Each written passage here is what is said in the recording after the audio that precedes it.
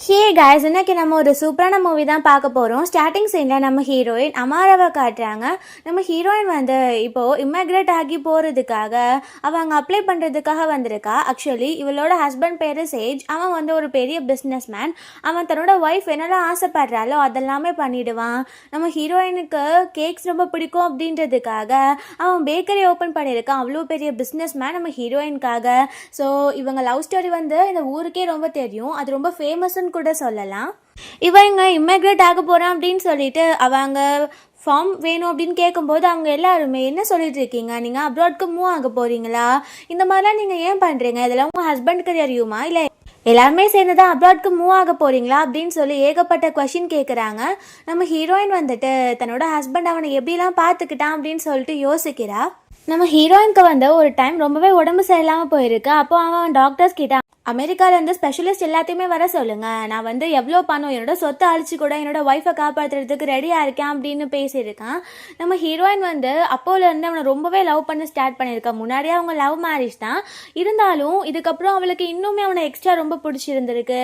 So இப்படியே தான் அவங்க லைஃப் நல்லா போயிட்டு இருந்திருக்கு. ஒன் டே பார்த்தா நம்ம ஹீரோயின் வந்து கெஸ்ட் ரூமில் பார்த்தா அங்கே தன்னோட ஹஸ்பண்ட் சேஜ் இருக்கான். கூட அந்த வீட்டோட மெய்ட் எலாரா கூட சேர்ந்து அவங்க டைம் ஸ்பெண்ட் பண்ணியிருந்திருக்கான் போல. அந்த எலாரா வந்துட்டு அந்த சேஜ் கிட்ட கேட்குறா, நீங்கள் உங்கள் ஒய்ஃபை விட்டுட்டு என் கூட வந்துடுவீங்களா அப்படின்னும் போது அவன் அதெல்லாம் முடியாது, எனக்கு அமாரா தான் ஃபர்ஸ்ட்டு, நான் அவளை தான் எப்போவுமே கேர் பண்ணிப்பேன், அவள் இல்லைன்னா என்னோட லைஃபே கிடையாது, ஆனால் நான் ஒன்றையும் விட மாட்டேன், நீ ஒன்றும் கவலைப்படாத அப்படின்னு பேசுகிறான்.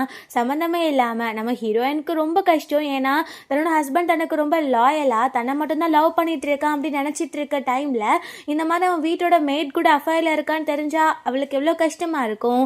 அது எல்லாத்தையுமே நம்ம ஹீரோயின் வீடியோ எடுத்து வச்சிட்டா. அதுக்கப்புறம் நான் இவனை டிவோர்ஸ் பண்ணிட்டு அவள் அப்ராட்க்கு போயிடலாம் அப்படின்னு சொல்லிட்டு இந்த ஐடியாவில் இருக்கா. இதெல்லாம் யோசிச்சுட்டு நம்ம ஹீரோயின் வந்து அந்த இமிக்ரேட் ஆகுறதுக்கான ஃபார்மையுமே ரெடி பண்ணிடுறா. அவங்க இன்னும் 3 டேஸில் நீங்கள் இங்கேருந்து கிளம்பிடலாம், நாங்கள் உங்களுக்கு கால் பண்ணி அப்டேட் கொடுத்துட்டே இருப்போம் அப்படின்னு சொல்கிறாங்க. நம்ம ஹீரோயினுமே சரின்னு சொல்லிடுறா. ஸோ நெக்ஸ்ட் டே காட்டுறாங்க. நம்ம ஹீரோயின் வந்து எந்திரிக்கும் போது வெளியில் ஏதோ சத்தம் கேட்டுட்டு இருக்க மாதிரி இருக்குது. நம்ம ஹீரோயின் போய் வெளியில் பார்த்தா அங்கே ஒரு ஹஸ்பண்ட் ஒய்ஃப் தான் சண்டை போட்டுட்டு இருக்காங்க. ஒய்ஃப் சொல்கிறா, நீ எப்படி இந்த மாதிரி இருக்கலாம், உன்னோட ஒய்ஃப் இருக்கும் போதே நீ வேற ஒருத்தவங்க கூட எப்படி சேர்ந்து இந்த மாதிரி பண்ணலாம், நீ எனக்கு துரோகம் பண்ணியிருக்க, இதுக்கப்புறம் நான் உங்க கூட இருக்க போகிறது கிடையாது, ஒரு நான் டிவோர்ஸ் பண்ண போகிறேன் அப்படின்னு சொல்லும் போது அந்த பர்சன் வந்துட்டு, நீ என்ன பேசிகிட்டு இருக்க, நான் அப்படிலாம் கிடையாது, எனக்கு ஒரு சான்ஸ் மட்டும் கொடுத்து பாரு, இதுக்கப்புறம் இந்த மாதிரி பண்ண மாட்டேன் அப்படின்னு சொல்லிட்டு இருக்கான். நம்ம ஹீரோயினுக்கு அந்த லேடியை பார்க்கும்போது அவளை பார்க்குற மாதிரி இருக்குது. அப்போ பார்த்தா அவனோட ஹஸ்பண்ட் சேஜ் அங்கே வந்துட்டு, இது எதுக்கு நீ பார்த்துட்டு இருக்க, இந்த மாதிரிலாம் விஷயத்த நீ கேட்கக்கூட கூடாது, ஏன்னா இதெல்லாம் ஒரு தப்பான விஷயம் அப்படின்னு சொல்கிற ஹீரோயின் மனசுக்குள்ள, நீ அந்த மாதிரி தான் பண்ணிட்டு இருக்க, என்கிட்ட வந்து நல்லவமா நடிக்கிறியா அப்படின்னு சொல்லி யோசிக்கிறா. அப்போது அவன் சொல்கிறான், இந்த மாதிரிலாம் நான் பண்ணுவேன்னு எப்போவுமே நீ நினைக்காத, நான் ஒன்று உயிரோட இருப்பேன், இல்லைன்னா இந்த மாதிரி பண்ணிட்டேன்னா நான் இறந்து போயிடுவேன் அப்படின்னு கொஞ்சம் கூட மனசாட்சி இல்லாமல் ஹீரோயின் கிட்டே போய் சொல்கிறான். நம்ம ஹீரோயின் மனசுக்குள்ள, அப்படியா சந்தோஷம், நீ இறந்துட்டேன்னா கூட எனக்கு சந்தோஷமாக தான் இருக்கும்னு நினைக்கிறேன் அப்படின்னு சொல்லிட்டு அவள் எதுவுமே பேசாமல் போயிடுறா. அதுக்கப்புறம் எல்லாருமே சேர்ந்து அங்கே பேசுகிறதுக்காக போகிறாங்க. ஹீரோவோட அம்மா அப்பா வந்திருக்காங்க அப்படின்ட்டு. நம்ம ஹீரோயின் அங்கே போன உடனே அவங்க அம்மா வந்துட்டு, மேரேஜ் ஆகி 5 இயர்ஸ் ஆகிருச்சு, இன்னும் ஒரு பேபி கூட இல்லை, உங்களுக்கு அப்புறம் இந்த பிஸ்னஸில் நடத்துறதுக்கு ஒரு பர்சன் வேணாமா, என்ன தான் யோசிக்கிறீங்க அப்படின்னும் போது நம்ம ஹீரோயின் சொல்கிறா, என்னோட ஹெல்த் இன்னும் சரியாகலை, இன்னும் நான் குழந்தைய பற்றிலாம் யோசிக்கலை, எனக்கு கொஞ்சம் டைம் வேணும் அப்படின்னும் போது அவங்களுக்கு பிடிக்கவே இல்லை. இன்னும் 5 இயர்ஸ் பத்தலையா உனக்கு டைம் எடுத்துக்க அப்படின்ற மாதிரி தான் யோசிக்கிறாங்க. அங்கே பார்த்தா அந்த எல்லாரா வந்துடுறா அவங்களுக்கு காஃபிலாம் சர்வ் பண்ணுறதுக்கு. அவள் தேவையில்லாமல் அவனோட ஒப்பீனியனை அங்கே வைக்கிறா. அவள் சொல்கிறா, நானா இப்போ வந்துட்டு இவரை மேரேஜ் பண்ணியிருந்தேன்னா கண்டிப்பாக வேமாவே சில்ட்ரன் வந்து பெற்றுட்டு இருந்திருப்பேன் அப்படின்ட்டு. நம்ம ஹீரோயின் வந்துட்டு ஒரு மாதிரி அவளை பார்க்குறா. அதுக்கப்புறம் அவளோட பேரண்ட்ஸ் கிட்ட, நீங்கள் ஒன்றும் கவலைப்படாதீங்க, வேமாவே உங்களுக்கு கிராண்ட் சன் வந்துடும் அப்படின்னு சொல்கிறா. ஆக்சுவலி நம்ம ஹீரோயின் வந்து எல்லாராவை மீன் பண்ணி சொல்கிறா. பட் நம்ம சேஜ் வந்துட்டு அவங்க 2 பேரும் தான் குழந்தை பெற்றுக்க போகிறாங்க அப்படின்னு அவன் சொல்கிறா அப்படின்னு நினச்சிக்கிறான். அப்போது சேஜ் வந்துட்டு அவங்க அம்மா கிட்ட, அம்மா நீங்கள் இந்த மாதிரி என்னோட ஒய்ஃபை ஃபோர்ஸ் பண்ணக்கூடாது, அவள் விருப்பப்படி தான் எல்லாமே நடக்கும் அப்படின்னு ரொம்பவே கேரிங்காக இருக்க மாதிரி நடிச்சிட்டு இருக்கான். ஆஃப்டர்நூன் போல் காட்டுறாங்க. எல்லாருமே சேர்ந்து அங்கே லஞ்ச் சாப்பிட்டுட்டு இருக்கும்போது அந்த எல்லாரும் வந்துட்டு நல்லா ரெடி ஆகிட்டு, நான் ஒரு பிளைண்ட் டேட் அட்டென்ட் பண்ண போகணும், நான் இங்கேருந்து கிளம்புறேன், எனக்கு கொஞ்சம் லீவ் வேணும் அப்படின்னு கேட்குறா. பார்த்தா இதை சொல்லும்போது அந்த சேஷ்க்கு வந்து ரொம்ப டென்ஷன் ஆகுது. அது எல்லாமே நம்ம ஹீரோயினுக்கு தெரியுது. அவன் சொல்கிறான், பிளைண்ட் டேட்டா நீ வெளியில் போகிறது ஒன்றும் பிரச்சனை கிடையாது, பட் முன்னாடியே இன்ஃபார்ம் பண்ணியிருக்கணும்ல, வீட்டில் வேலையெல்லாம் யார் பாப்பா அப்படின்னு சொல்கிறான்.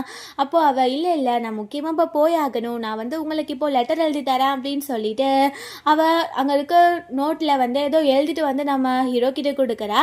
அவனுமே அதை வாங்கி பேக்கெட்குள்ளே வச்சுக்கிறா, அதை ரீட் பண்ணாமல். அந்த எல்லோரா போன ஒரு 5 மினிட்ஸ்லேயே இவன் எனக்கு கம்பெனியில் கொஞ்சம் ஒர்க் இருக்குது அப்படின்னு சொல்லிட்டு அங்கேருந்து போகிறான். நம்ம ஹீரோயினுக்கு புரியுது இவங்க 2 பேரும் சேர்ந்து தான் எங்கேயோ வெளியில் போகிறாங்க அப்படின்னு சொல்லிட்டு நம்ம ஹீரோயின் அங்கேருந்து எந்திச்சு ரூமுக்கு போக போகிறா. அப்போது ஹீரோவோட அப்பா வந்துட்டு எனக்கு கொஞ்சம் தண்ணி எடுத்து தரியா அப்படின்னு கேட்கும்போது அவள் வேணும்னா போய் எடுத்து குடிங்க அப்படின்னு அவள் டென்ஷனில் பேசிட்டு அங்கேருந்து போயிடுறா. ஸோ அங்கே போனதுக்கப்புறம் நம்ம ஹீரோயின் வந்து அவளோட திங்ஸ்லாம் பேக் பண்ணி வைக்க ஆரம்பிக்கிறா. ஏன்னா இன்னும் 2 டேஸில் அவள் இமிக்ரேட் ஆகி போக போகிறாள். அதனால அவன் ப்ரப்போஸ் பண்ணது, அவன் ரிங் கொடுத்தது, அவங்க மேரேஜ் பண்ணிக்கிட்டது அப்படின்னு எல்லாத்தையுமே நினச்சி அவள் கஷ்டப்பட்டுட்டு எடுத்து வச்சிட்டு இருக்கா. அப்போ பார்த்தா அந்த எல்லாரா வந்துட்டு ஒரு மெசேஜ் சென்ட் பண்ணுறா. இவன் ஏதோ ஒரு நெக்லஸ் அவளுக்கு கிஃப்ட் பண்ணியிருந்திருக்கா, அதுதான் ஃபோட்டோ எடுத்து வேணும்னு ஹீரோயினுக்கு சென்ட் பண்ணி வெறுப்பேற்றிருக்கா. நம்ம ஹீரோயின் இதுக்கெல்லாம் பெருசாக ரியாக்ட் பண்ணுற மாதிரியே தெரியல, பிகாஸ் அவள் தான் அவன் டிவோர்ஸ் பண்ண போகிறாள், அதனால தான். ஸோ இந்த மாதிரி அவள் எல்லாத்தையுமே எடுத்து ரெடி பண்ணி வச்சுட்டு அவள் லைஃப் இப்படி ஆகிடுச்சு அப்படின்னு அவள் ஃபீல் பண்ணிட்டு இருக்கும்போது அவளுக்கு கால் வருது. உங்களுக்கான எல்லாமே நாங்கள் ரெடி பண்ணிட்டோம், இன்னும் 2 டேஸில் நீங்கள் இமிக்ரேட் ஆகி உங்களுக்கு பிடிச்ச கண்ட்ரிக்கு போகலாம் அப்படின்னு சொல்லிட்டு நம்ம ஹீரோயின்மே அதை பற்றி பேசிகிட்டு இருக்கும்போது கரெக்டாக அங்கே சேஜ் வந்துட்டு அவன் வந்துட்டு யார் இமிக்ரேட் ஆகுறா, நீயா, என்கிட்ட சொல்லவே இல்லை, இது என்னது அப்படின்னு கேட்கும்போது நம்ம ஹீரோயின் எப்படி உண்மையை சொல்லவா. நம்ம ஹீரோயின் வந்து இல்லை என்னோட ஃப்ரெண்டு வந்து இமிக்ரேட் ஆகி வேறு கண்ட்ரிக்கு போகிறா, அதில் ட்ராப் பண்ணுறதுக்கு நான் ஏர்போர்ட் போகிறேன், அதை பற்றி தான் பேசிகிட்டு இருந்தேன் அப்படின்னு போய் சொல்லிடுறா. அவனுமே சரி ஓகே இன்னைக்கு நைட் வந்து உனக்கு சர்ப்ரைஸ் இருக்குது, நம்ம வெளியில் போகிறோம், நீ ரெடி ஆகிற அப்படின்னு சொன்ன உடனே நம்ம ஹீரோயினுமே சரின்னு சொல்லிடுறா. ஸோ நைட் போல் காட்டுறாங்க. நம்ம ஹீரோயினை ஒரு கிளப்புக்கு தான் கூட்டிகிட்டு போகிறான். பார்த்தா அங்கே சேஜோட ஃப்ரெண்ட்ஸ் எல்லாருமே சேர்ந்து ஒரு பர்த்டே பார்ட்டி தான் ரெடி பண்ணியிருக்காங்க. பிகாஸ் நெக்ஸ்ட் டே நம்ம ஹீரோயினுக்கு பர்த்டே. ஸோ அவளுக்கு நைட் போல் சர்ப்ரைஸ் பண்ணலாம் அப்படின்னு சொல்லிட்டு இந்த சேஜ் வந்து ரெடி பண்ணியிருந்திருக்கான். அங்கே நம்ம ஹீரோயின் வந்து இதை பார்க்கும்போது சுத்தமாக ஹாப்பி ஆகலை. ஏன்னா தன்னோட ஹஸ்பண்ட் வந்து தான் கூட சீட் பண்ணிட்டு இருக்கான்ற விஷயம் தெரிஞ்சக்கப்புறம் அப்படி சந்தோஷமாக இருக்க முடியும். அவளுமே பெருசாக சர்ப்ரைஸ் ஆன மாதிரிலாம் காட்டிக்கவே இல்லை. அங்கே எல்லாருமே சேர்ந்து நம்ம ஹீரோயின் கிட்ட நல்லா தான் பேசிகிட்டு இருக்காங்க. அப்புறம் பார்த்தா அவன் எல்லாருக்கும் கால் பண்ணி நான் கொண்டு வர சொன்னதை கொண்டு வா அப்படின்னு சொன்ன உடனே அந்த எல்லாரும் வந்துட்டு அந்த நெக்லஸை கொண்டு வரா. அதை அவளோட ஃப்ரெண்ட்ஸ் எல்லாம் வாங்கி பார்த்துட்டு இது லிமிடெட் எடிஷனான ஒரு நெக்லஸ் தானே, இது ரொம்ப நல்லா இருக்குது, இதை சிஸ்டர் இல்லாக்கு கண்டிப்பாக நீ கிஃப்டாக கொடுத்தே ஆகணும் அப்படின்னு சொல்கிறாங்க. சேஷ் வந்துட்டு நான் அவளுக்காக தான் வாங்கினேன் அப்படின்னு கொடுக்கும்போது ஹீரோயினுக்கு அதை பார்க்கும்போது தெரியுது ஆல்ரெடி இதே மாதிரி ஒன்று அவன் எல்லாராக்கும் கிஃப்ட் பண்ணியிருக்கான். ஸோ திரும்ப இதே இதை வந்துட்டு அம்மாராக்கும் கிஃப்ட் பண்ணுறான் அப்படின்னு சொல்லிட்டு அவள் இக்னோர் பண்ணிவிட்டு நான் வாஷ்ரூம் யூஸ் பண்ணணும்னு சொல்லிட்டு போயிடுறா. ஸோ அங்கே போன உடனே அந்த எல்லாரும் வந்துட்டு அவளுக்கு அவன் கொடுத்தான்ல அந்த நெக்லஸ் போட்டுட்டு இதெல்லாம் யாராச்சும் வேண்டான்னு சொல்லுவாங்களா, எப்படி உனக்கு இக்னோர் பண்ண மனசு வருதுன்னே தெரியல, உன் ஹஸ்பண்டை வந்து நான் பிரிச்சிருவேன்னு உனக்கு பயம் தானே, உனக்கு எல்லா விஷயமும் தெரியுன்ற விஷயம் எனக்கு தெரியும், ஆனால் நீ ஏன் எப்போ விட்டுட்டு போவன் தான் நான் வெயிட் பண்ணிட்டு இருக்கேன் அப்படின்ற மாதிரி பேசுகிறா. நம்ம ஹீரோயின் வந்து அவளை இக்னோர் பண்ணிட்டு அங்கேருந்து வந்துட்டு இருக்கா. அப்போ அந்த ரூமில் பார்த்தா இந்த சேஜுக்கானோட ஃப்ரெண்ட்ஸ் மட்டும்தான் இருக்காங்க. அவங்களாம் பேசிக்கிறாங்க. என்னதான் பையன் வந்துட்டு அமராமையில் லவ் வச்சிருந்தாலுமே இப்போ அவன் எல்லாரா கூட இருக்கான், 2 பேர்த்தையும் நல்லா தான் மெயின்டைன் பண்ணிட்டு இருக்கான் போல அப்படின்னு பேசுகிறாங்க. அப்போ ஹீரோயினுக்கு ரொம்ப பிட்ரையலாக ஃபீல் ஆகுது. பிகாஸ் இந்த கூட இருக்க பர்சன்ஸுமே அவனுக்கு தான் சப்போர்ட்டாக இருக்காங்க. இந்த மாதிரி நீ தப்பு பண்ணுற அப்படின்னு சொல்லிட்டு அவனை கண்டிக்காமல் அவனுக்கு சப்போர்ட் பண்ணுறாங்க அப்படின்னு சொல்லிட்டு நம்ம ஹீரோயின் வந்து வேமா உள்ளே போய் சேஜ் எங்கே போனான் அப்படின்னு கேட்கும்போது அவங்க ஃப்ரெண்ட்ஸ் எல்லாருமே அவன் கார் பார்க் பண்ணான்ல அதை பார்க்குறதுக்காக போயிருக்கான் அப்படின்னு பேசிகிட்டு இருக்கும்போது பின்னாடி அந்த சேஜ் வந்துட்டு எல்லாரா கூட சேர்ந்து கூட வந்துடுறான். அப்போ பார்த்தா அங்கே அவன் கேக் தான் கொண்டு வந்திருக்கான் ஹீரோயினுக்கு கட் பண்ணுறதுக்காக. அவன் உனக்காக நான் என்னனாலும் பண்ணுவேன், உனக்கு 3 விஷஸ் இந்த டைம், நீ வந்து 3 விஷ் பண்ண, நான் உனக்கு அதை ஃபுல்ஃபில் பண்ணுறேன் அப்படின்னும் போது நம்ம ஹீரோயின் வந்து அப்படியா சரி ஓகே கேக்கை கட் பண்ணலாம், அதுக்கு முன்னாடி நான் 3 விஷயத்தை சொல்லிடுறேன் அப்படின்னு சொல்கிறா. அப்போ அவன் ஃபர்ஸ்ட் விஷ் என்ன அப்படின்னு கேட்கும்போது ஹீரோயின் வந்து ஒரு பிளாங்க் பேப்பரை கொடுத்து இதில் நீ சைன் பண்ண அப்படின்னு சொல்கிறா. அவனுக்கு எதுக்கு இந்த மாதிரி பண்ணுறா அப்படின்னு புரியல. பட் இருந்தாலும் ஹீரோயின் பர்த்டே அப்போ கேட்குறா அப்படின்னு சொல்லிட்டு அவன் அந்த பிளாங்க் பேப்பரில் சைன் சைன் பண்ணிடுறான். ஆக்சுவலி அவன் ரொம்ப அமாராவை தான் லவ் பண்ணிட்டு இருக்கான். அந்த எலோராவை வந்துட்டு அவன் விட முடியாமல் ஒரு சுச்சுவேஷனில் இருக்கான். நெக்ஸ்ட் விஷ் வந்து நம்ம ஹீரோயின் என்ன கேட்குறா அப்படின்னா, அவன்கிட்ட நிறைய குரூப்ஸ் இருக்குது, ஸோ அதில் ஃப்ரெண்ட் குரூப்பை மட்டும் என்னோட நேம்க்கு எழுதி வச்சுட்டு அப்படின்னும் போது அவன் கொஞ்சம் கூட யோசிக்கலை, அதை அவளுக்கு ட்ரான்ஸ்ஃபர் பண்ணிடுறான். தேர்ட் விஷ் என்ன அப்படின்னு அவன் கேட்கும்போது கரெக்டாக அந்த எல்லாரும் வந்து மயக்கம் போட்டுடுறா. அங்கே ஒரு பர்சன் போய் கையை செக் பண்ணிவிட்டு எல்லாரும் இப்போ ப்ரெக்னெண்ட்டாக இருக்கா, இப்போ நம்ம ஹாஸ்பிட்டல் கூட்டிகிட்டு போகணுன்னு சொன்ன உடனே இவனுக்கு ஷாக். பிகாஸ் அவனுக்கு தெரியும் அந்த எல்லாரோட வயிற்றில் இருக்க குழந்தை இவனோடது தான் அப்படின்ட்டு. ஸோ அதனால் அவன் ஹீரோயின் கிட்ட இது வந்துடுறான் அப்படின்னு எல்லாராவை கூப்பிட்டுட்டு அவன் ஹாஸ்பிட்டலுக்கு போயிடுறான். நம்ம ஹீரோயின் வந்து மனசுக்குள்ள என்னோட தேர்ட் விஷ் வந்து உன்னை விட்டுட்டு போகிறது தான், அதை முன்னாடி சொல்லலாம்னு நினச்சேன், உனக்கு இஷ்டம் இல்லை, ஸோ சொல்லாமல் நான் கிளம்புறேன் அப்படின்னு ஹீரோயின் வந்து வீட்டுக்கு போயிடுறா. நெக்ஸ்ட் டே காட்டுறாங்க, நம்ம ஹீரோயின் வந்து அவளுக்கு தெரிஞ்ச பர்சன்ஸ் எல்லாம் வர சொல்லியிருக்கா. அதாவது ஒரு நல்ல ப்ரொஃபஷனல்ஸில் தான். எதுக்குன்னா அந்த டிவோர்ஸ் பேப்பர் ரெடி பண்ணுறதுக்கு, அதுக்கப்புறம் இன்னும் சில விஷயத்துக்கு. நம்ம ஹீரோயின் வந்து அந்த பிளாங்க் பேப்பர்லாம் அவன் சைன் போட்டான் இல்லையா, அதை கொடுத்துட்டு இதை வச்சு நீங்கள் டிவோர்ஸ் டிராஃப்ட் ரெடி பண்ணிடுங்க அப்படின்னு சொல்கிறா. தென் அவன் வந்துட்டு ஒரு குரூப்பை நம்ம ஹீரோயினோட நேமுக்கு ட்ரான்ஸ்ஃபர் பண்ணால், இதுக்கு முன்னாடி நம்ம ஹீரோயினுக்கு நிறைய பண்ணியிருப்பான் இல்லையா, அந்த ப்ராப்பர்ட்டிஸ் எல்லாத்தையுமே சேரிட்டியாக கொடுத்துருங்க அப்படின்னு சொல்லிடுறா.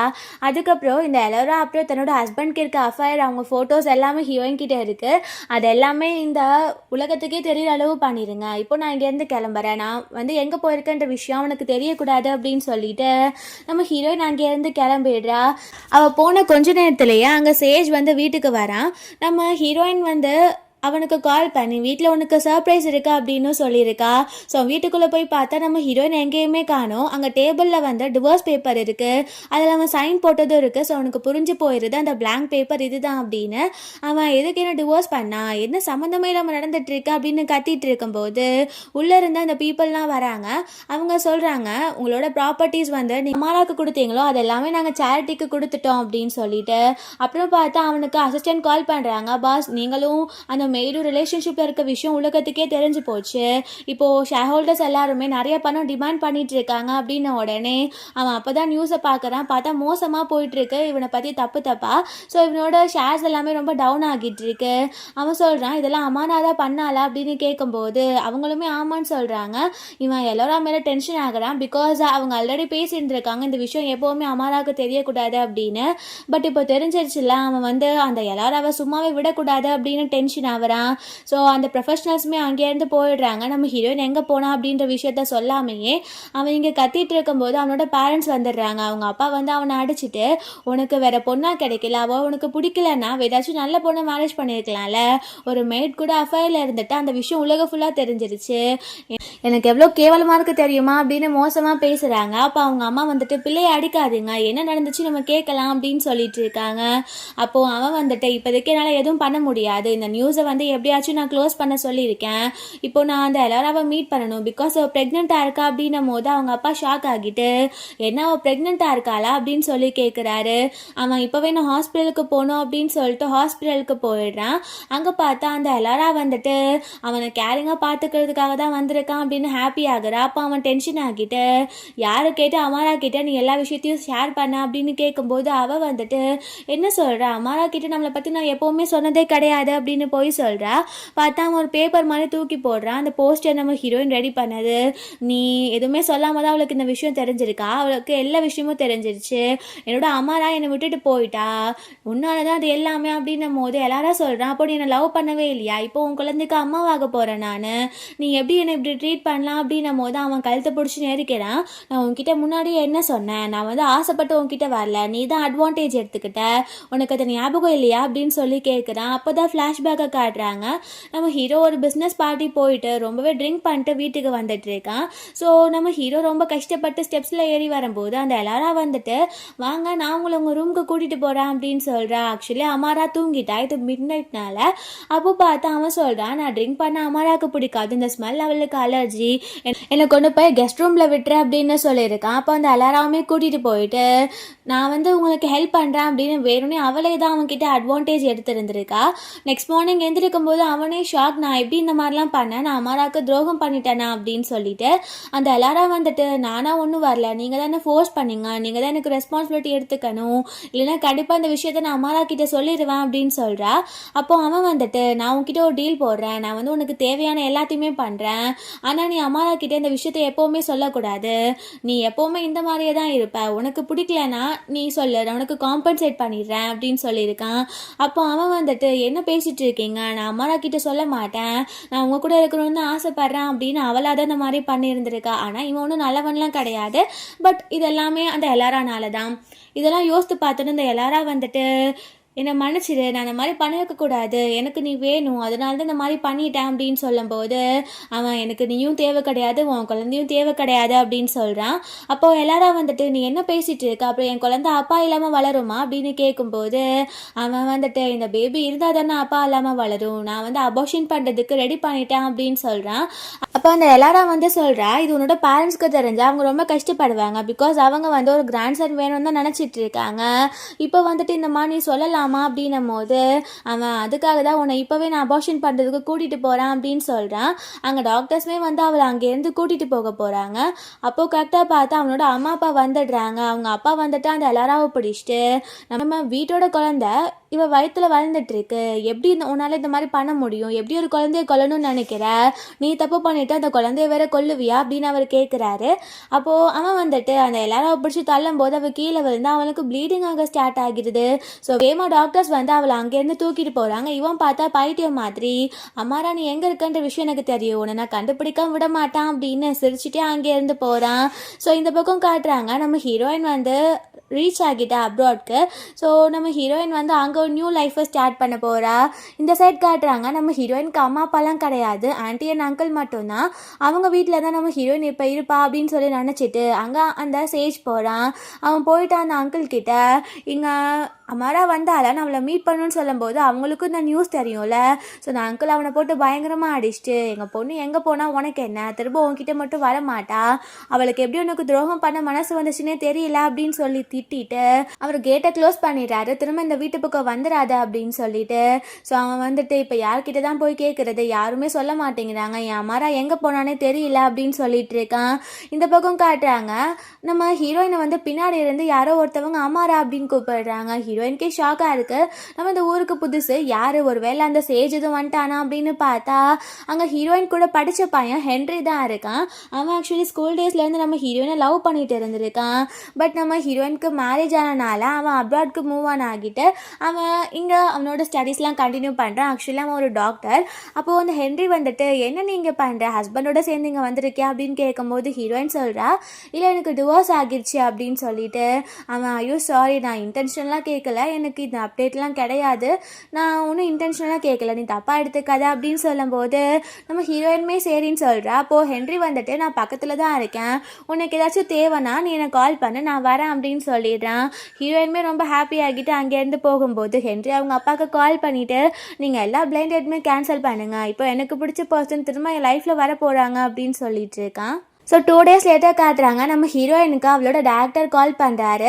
அவர் சொல்கிறாரு, உன்னோட ஆன்டி அண்ட் அங்கிள் அந்த சேஜ் வந்து ரொம்ப டார்ச்சர் பண்ணிகிட்டே இருக்கான், உங்கள் ஆன்ட்டிக்கு வேறு ரொம்ப உடம்பு சரியில்லை, நீ வந்து பார்த்துட்டு போனால் நல்லா இருக்கும்னு நினைக்கிறேன், நீ வர விஷயம் அந்த சேஜ்க்கு தெரியாமல் இருக்கிறதும் நல்லது தான் அப்படின்னு சொல்லும்போது நம்ம ஹீரோயினுக்கு அவளோட ஆன்டி அங்கிள்னா உயிர். ஸோ அவள் எப்படி பார்க்காம இருப்பா, அதனால் அவள் வேகமாக ஃப்ளைட் பிடிச்சி திரும்ப இங்கே வந்துடுறா.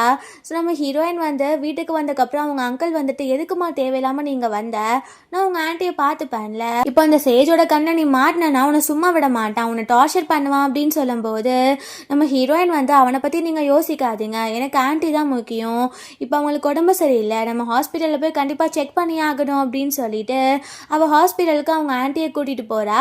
ஸோ அவங்க ஆன்ட்டிக்கு வந்து பிளட் ப்ரெஷர் கூறி இருக்குது. ஸோ அதனால் அவங்கள வந்துட்டு அட்மிட் பண்ண சொல்லிடுறாங்க. ஸோ அவங்க அட்மிட் பண்ணிட்டு நம்ம ஹீரோயின் வெளியில் வரும்போது பார்த்தா அங்கே ஒரு பர்சனை வந்து ஆப்ரேஷன் தியேட்டருக்கு கூட்டிகிட்டு போயிட்டுருக்காங்க, நிறைய பிளட் லாஸ் ஆகிடுச்சு அப்படின்னு. அந்த ஃபேஸை பார்த்தா அது வேறு யாரும் கிடையாது, சேஜ் தான். ஸோ நம்ம ஹீரோயினுக்கு ஒரு பக்கம் கஷ்டமாக இருக்குது, இவனுக்கு என்ன ஆச்சு அப்படின்னு நம்ம ஹீரோயினை ஊராக தேடி தான் அவனுக்கு ஏதோ ஒரு இடத்துல ஆக்சிடெண்ட் ஆகியிருக்கு. நம்ம ஹீரோயின் வந்துட்டு அங்கே பில் பே பண்ணுறதுக்காக போகிறா. ஸோ பில் பே பண்ணும் போது அங்கே பின்னாடி 2 பேர் பேசிகிட்டு இருக்காங்க. சேஜ் இருக்கார்ல, அவர் வந்துட்டு அவங்க ஒய்ஃப் அமாராவை ரொம்ப லவ் பண்ணார். ஆனால் அவர் அந்த ஒய்ஃப்கே தெரியாமல் எல்லாரான்னு சொல்லிட்டு ஒரு அஃபைர் வச்சுட்டு இருந்திருக்காரு. ஸோ அதனால் அவங்க பிரிஞ்சுட்டாங்களாம் அப்படின்னு அவங்க பேசிகிட்டு இருக்காங்க. யாருக்குமே அவ்வளவா அமாராவோட ஃபேஸ்லாம் தெரியாது. ஸோ ஹீரோயின் வந்துட்டு இதெல்லாம் கேட்குறா. அவளுக்கு ஒரு பக்கம் கஷ்டமாக இருக்குது. பட் அவள் எதுவுமே யோசிக்காமல் பில் பே பண்ணிட்டு அங்கேருந்து போகும்போது ஹென்ரி வந்து அந்த ஹாஸ்பிட்டலில் இருக்கான். அவன் ட்ரான்ஸ்ஃபர் வாங்கிட்டு இந்த ஹாஸ்பிட்டலில் வந்து ஒர்க் பண்ணிட்டு இருக்கான். அவன் நம்ம ஹீரோயின் கிட்ட சொல்கிறான், இப்போ ஏன் நீ இங்கே வந்த, நீ இப்போ அப்ராடில் இல்லையா, நீ அந்த மாதிரி பண்ணுற, உனக்கே தெரியும் சேஜ் வந்து இந்த ஹாஸ்பிட்டலில் தான் இருக்கான், உன்னை பார்த்தா பெரிய பிரச்சனை அப்படின்னு சொல்லும்போது நம்ம ஹீரோயின் சொல்கிறா, என்னதான் இருந்தாலும் என்னோட அங்கிள் அண்ட் ஆண்டி எனக்கு முக்கியம் இல்லை, நான் செல்ஃபிஷாக இந்த நேரத்தில் இருக்கக்கூடாது, என்னதான் இருந்தாலும் நான் அவனை பார்த்துக்கிறேன், எனக்கு பிரச்சனை கிடையாது அப்படின்னு அவள் பேசிகிட்டு இருக்கா. ஸோ இந்த பக்கம் காட்டுறாங்க, அந்த சேஜ் வந்து கான்ஷியஸ்க்கெலாம் வந்துட்டான். அந்த நர்ஸ் 2 பேர் அவனுக்கு ட்ரீட்மெண்ட்லாம் பார்த்துட்டு நடந்து போயிட்டு இருக்கும்போது ஒரு பொண்ணு சொல்கிறா, இவர் வந்துட்டு தேவையில்லாமல் இவர் லைஃப்பை ஸ்பாயில் பண்ணிட்டாரு, நான் இவங்க ஒய்ஃபெல்லாம் பார்த்துருக்கேன் தெரியுமா, இவரோட ப்ரெஸ் கான்ஃபரன்ஸ்லாம் நிறைய பார்த்துருக்கேன், ஸோ உங்கள் ஒய்ஃப் மாதிரியே ஒரு பொண்ணு கீழே தான் கவுண்டரில் நின்றுட்டு இருந்தாங்க அப்படின்ன உடனே அவனுக்கு பைத்தியமே பிடிச்சிருது, என்னது அம்மானா இங்கே தான் இருக்காளா அப்படின்ட்டு அந்த பொண்ணை பிடிச்சி அவன் ஃபோர்ஸ் பண்ணுறான், ஒழுங்கா சொல்லு என்னோட ஒய்ஃப்னு எங்கே பார்த்தா அப்படின்னும் போது அவள் அது உங்கள் ஒய்ஃபானா தெரியாது, பட் உங்கள் ஒய்ஃப் மாதிரி கவுண்டரில் ஒரு பொண்ணு இருந்தாங்க அப்படின்னு சொன்ன உடனே அவன் போய் அந்த ஹாஸ்பிட்டலவே திருப்பி போட்டுடுறான். எல்லா இடத்துலையும் நம்ம ஹீரோயினை தேடிட்டு இருக்கான். அங்கே பார்த்தா நம்ம ஹென்றி கூட சேர்ந்து ஹீரோயின் பேசிகிட்டு இருக்கிறத பார்த்த உடனே அவன் அம்மா ராணி வந்துட்டியா அப்படின்னு சொல்லிட்டு அவளை பிடிச்சி இழுக்க போகிறான். நம்ம ஹீரோயின் வந்து அவன்கிட்டேருந்து தப்பிக்கணும் அப்படின்னு ரெஸ்ட் ரூம்குள்ளே போகிறா. அப்போ கூட அவன் விடாமல் நீ வெளியில் வா, நான் அவன்கிட்ட பேசணும் அப்படின்னு சொல்கிறான். ஹென்றி வந்து எப்படியும் அவனை கண்ட்ரோல் பண்ண ட்ரை பண்ணுறான், பட் அவனால் முடியல. நம்ம ஹீரோயின் வந்து அங்கேருந்து தப்பிச்சு போனோம் அப்படின்னு வேகமாக ஓடிட்டுருக்கா. ஓடி போய் அவள் டாக்ஸியில் உட்காந்துக்கிறா. பார்த்தா அங்கே போய் அந்த டாக்ஸி டோரை பிடிச்சிட்டு அவன் விடவே மாட்டேங்கிறான். எனக்கு ஒரே ஒரு சான்ஸ் மட்டும் கூட, என்னை மன்னிச்சிரு ப்ளீஸ், எனக்கு ஒரு சான்ஸ் கூட அப்படின்னு சைக்கோ மாதிரி பேசிகிட்டு இருக்கான். அப்போது நம்ம ஹீரோயின் வந்து அந்த டிரைவர் கிட்ட நீங்கள் டாக்ஸி எடுங்க அப்படின்னும் போது அவரோட டோரை ஒழுங்காகவே லாக் பண்ண விடலாமா, என்னால் டாக்ஸி எடுக்க முடியாது, அவர்கிட்ட நீ என்னென்னு பேசு அப்படின்னும் போது ஹீரோயினுக்கு அவன்கிட்ட பேச பயமாக இருக்குது. பட் இருந்தாலும் தைரியத்தை வர வச்சுட்டு அவள் கீழே போயிட்டு அவன்கிட்ட, நான் வந்து உன்னை ரொம்ப நம்பினேன், பட் நம்பினதுக்கு நீ நல்ல ரிவார்டு எனக்கு கொடுத்துட்ட, திரும்ப நான் உன்கிட்ட வந்து எப்படி சந்தோஷமாக பேசுவேன்னு நினைக்கிறேன், எப்படி உனக்கு சான்ஸ் கொடுக்க எனக்கு மனசு வரும்னு நினைக்கிறேன், நீ எல்லாம் புரிஞ்சு பேசுறியா இல்லை புரியாமல் பேசியான்னு எனக்கு தெரியல, பட் நீ வந்து என் லைஃப்பில் திரும்ப இருக்க போகிறது கிடையாது, அது மட்டும் எனக்கு நல்லாவே தெரியும் சொன்ன உடனே அவன் ரொம்ப சோகமாயிடுறான். நம்ம ஹீரோயின் வந்து அந்த டாக்ஸியில் ஏறி அங்கேருந்து போயிடுறா. 3 days லேட்டர் காட்டுறாங்க. இப்போ அந்த ஆண்டிக்கு வந்து டிஸ்சார்ஜ் ஆகிடுச்சு, அவங்கள வீட்டுக்கு கூட்டிகிட்டு வந்துடுறாங்க. நம்ம ஹீரோயின் வந்து அவங்க ஆண்டி அண்ட் அங்கிள் கிட்டே பேசிகிட்டு இருக்கும்போது யாரோ வந்து டோரை நாக் பண்ணுற மாதிரி இருக்குது. நம்ம ஹீரோயின் போய் ஓப்பன் பண்ணால் அங்கே இருக்கிறது சேஜோட அம்மா தான். அவங்க ஹீரோயினை மீட் பண்ணுறதுக்காக வந்திருக்காங்க. ஸோ அவங்க வந்து நம்ம ஹீரோயின் கிட்ட, என்னோட பையன் எப்போ பார்த்தாலும் உன்னை பற்றி தான் பேசிகிட்டே இருக்கான், அவன் பண்ணது தப்பு தான், நான் ஜஸ்டிஃபை பண்ணுறதுக்கெலாம் வரல, பட் அவனை மன்னிச்சு ஒரே ஒரு சான்ஸ் மட்டும் கொடுன்னு சொல்கிறேன், அதுக்காக தான் உன்னை நேரில் மீட் பண்ணுறதுக்காக வந்திருக்கேன், நான் முன்னாடி உன்னை ரொம்ப மோசமாக ட்ரீட் பண்ணியிருக்கேன், நான் இல்லைன்னுலாம் சொல்ல மாட்டேன், பட் ஒரே ஒரு சான்ஸ் என்னோட பையனுக்கு கொடுத்து பாரு அப்படின்னும் போது நம்ம ஹீரோயின் வேறு எதுவுமே பேசலை. அவங்கக்கிட்ட இந்த இடத்துல அவங்க பொண்ணு இருந்திருந்தா இந்த மாதிரி தான் நீங்கள் கேட்டிருப்பீங்களா அப்படின்னு சொல்லி கேட்கும்போது அவங்க சைலண்ட்டாக ஆகிட்டு நான் இங்கேருந்து கிளம்புறேன் அப்படின்னு சொல்லிடுறாங்க. ஸோ ஈவினிங் போல் காட்டுறாங்க. நம்ம ஹீரோயின் வந்து ஆண்டி அண்ட் அங்கிள் கூட சேர்ந்து வாக்கிங் போயிட்டுருக்கா. அந்த சைட்லேருந்து பார்த்தா அந்த எல்லாரா வந்துட்டு இப்போ 9 months ப்ரெக்னெண்ட்டாக இருக்கா. ஸோ அவள் காட்ஸோட சேர்ந்து வாக்கிங் மாதிரி வந்திருக்கா. நம்ம ஹீரோயினை பார்க்கும்போது அவள் ரொம்பவே ஓவரா, அவள் ரொம்ப ஸ்டாண்டர்ட் ஹையான மாதிரியும் நம்ம ஹீரோயின் லோ ஸ்டாண்டர்ட் மாதிரியும் தான் பிஹேவ் பண்ணுறா. ஸோ அந்த இடத்துக்கு பார்த்தா கரெக்டாக அந்த சேஜ் ஓடி வந்துட்டு நம்ம ஹீரோயினோட கையை பிடிச்சிட்டு, ப்ளீஸ் என்னை விட்டுறாத, நீ என்கிட்ட திரும்ப வந்துடு, நான் நீ இல்லாமல் வாழ மாட்டேன், நான் இறந்து போயிடுவேன், நான் சொல்கிறத நீ கேளு அப்படின்னு டார்ச்சர் பண்ண ஸ்டார்ட் பண்ணுறான். அப்போது நம்ம ஹீரோயின் என்ன பேசிகிட்டு இருக்கா, உன் ஒய்ஃப் முன்னாடி போகிறா, அவள் ப்ரெக்னெண்ட்டாக இருக்கா, நீ அவளை போய் மட்டும் பாரு அப்படின்னும் போது அவன் கேட்கவே மாட்டேங்கிறான். இங்கே எல்லாரும் வந்துட்டு கண்டிப்பாக இங்கே ஏதோ பிரச்சனை வரப்போகுதுன்னு சொல்லிட்டு வேகமாக ஓடும்போது கால் தடிக்க அவள் கீழே விழுந்துடுறா. ஸோ அவளுக்கு ரொம்ப பெயின் ஆக ஆரம்பிக்குது. ஸோ காட்ஸ்லாம் சேர்ந்து அவளை ஹாஸ்பிட்டலுக்கு தான் கூட்டிகிட்டு போகிறாங்க. அப்போது இந்த பக்கம் காட்டுறாங்க, சேஜ் சொல்கிறான், அது என்னோட குழந்தையே கிடையாது, நான் என் குழந்தைனை ஏற்றுக்க மாட்டேன், என்னோட குழந்தைக்கு நீ மட்டும்தான் அம்மாவாக வேணும், நான் இதெல்லாம் வேணும்னே பண்ணல, அதெல்லாமே இந்த எல்லாரா பண்ணது தான், அவள் தான் என்ன அட்வான்டேஜ் எடுத்துக்கிட்டா அப்படி இப்படின்னு பேசும்போது நம்ம ஹீரோயின் வந்து இந்த மாதிரி விஷயத்த நீ என்கிட்ட முன்னாடி சொல்லியிருந்தா கூட நான் மன்னிக்கிறதுக்கு ஏதோ சான்ஸ் இருந்திருக்கும், பட் நீ வந்து அந்த மாதிரி இல்லை, நீ ரொம்ப தப்பானவன், நான் திரும்ப உனக்கு சான்ஸ் கொடுக்க போகிறதே கிடையாது அப்படின்னு அவன் சொல்லிடுறா. அவன் வந்துட்டு இதுக்கெல்லாம் காரணம் இந்த எல்லாரா தான், நான் அவனை சும்மாவே விட மாட்டான் அப்படின்னு ரொம்ப கோவமாக ஹாஸ்பிட்டலுக்கு தான் போகிறான். ஸோ இந்த சைட் காட்டுறாங்க, ஹாஸ்பிட்டலில் எல்லாராவுக்கு வந்துட்டு இப்போ அவளோட குழந்தை இறந்து போயிடுச்சு. அவள் கீழே ரொம்ப ஃபோர்ஸோடு விழுந்தனால அந்த பேபி வந்துட்டு வயிற்றுக்குள்ளே இறந்து போயிருந்திருக்கு. ஸோ அவளே ரொம்ப சோகத்தில் இருக்கும்போது அங்கே அந்த சேஜ் வரான். அவன் சொல்கிறான், இப்போ தான் எனக்கு ரொம்ப சந்தோஷமாக இருக்குது, என் குழந்தை உன்கிட்ட இல்லை, உனக்கும் எனக்கும் மேரேஜும் ஆகலை, இப்போ திரும்ப அம்மா நான் என்கிட்ட வந்துடுவாள் அப்படின்னு சைக்கோ மாதிரி பேசுகிறான். அப்போது நம்ம எல்லாரும் வந்துட்டு உனக்கு கொஞ்சம் கூட கஷ்டமா இல்லையா, உன் குழந்தை இறந்து போயிடுச்சு அப்படின்னு, எப்படி உன்னால் இப்படி பேச முடியுது, நான் மட்டும்தான் என் குழந்தைய இப்போ கேர் பண்ணிட்டு இருந்திருக்கேன், உனக்கு கொஞ்சம் கூட அக்கறையே இல்லையா அப்படின்னு அவள் கேட்குறா. அப்போ பார்த்தா அவன் வந்துட்டு, நீ இருக்கிறனால தான் அம்மாடா என்கிட்ட திரும்ப வர மாட்டேங்கிறா, நான் அவனை கொண்டுட்டேன்னா கண்டிப்பாக வருவாதானே அப்படின்னு சொல்லிட்டு சைக்கோ மாதிரி பேசுகிறான். எல்லாராமும் இவன் சைக்கோ மாதிரி தான் பேசிகிட்டு இருப்பான்னு பார்த்தா திடீர்னு கத்தி எடுத்து அவளை குத்தி அங்கவே கொலை பண்ணிடுறான். ஸோ ஹென்றி கொஞ்ச நேரத்துக்கு அப்புறம் அவனை செக் பண்ணுறதுக்காக பார்த்தா அங்கே ஒரு பிளட் ஃப்ளோவே ஆகியிருக்கு. பார்த்தா எலோரா இறந்து போயிட்டா. அதே மாதிரி இவன் தானே கத்தியால் குத்தி அவனும் இறந்து போயிருக்கான் சைக்கோ மாதிரி. இதெல்லாம் ஹென்றி பார்த்து ரொம்பவே ஷாக் ஆகிட்டு போலீஸ்க்கு கால் பண்ணிடுறான். அதுக்கப்புறம் இந்த விஷயத்த நம்ம ஹீரோயினுக்கும் கால் பண்ணி சொல்லிடுறான். ஸோ இப்படியே இந்த மூவி முடிஞ்சிருது. கண்டிப்பாக உங்களுக்கு பிடிச்சிருக்குன்னு நினைக்கிறேன். அப்படி பிடிச்சிருந்தா லைக் பண்ணுங்கள், ஷேர் பண்ணுங்கள், கமெண்ட் பண்ணுங்கள் அண்ட் மறந்துடாமல் சப்ஸ்கிரைப் பண்ணுங்கள். Bye guys.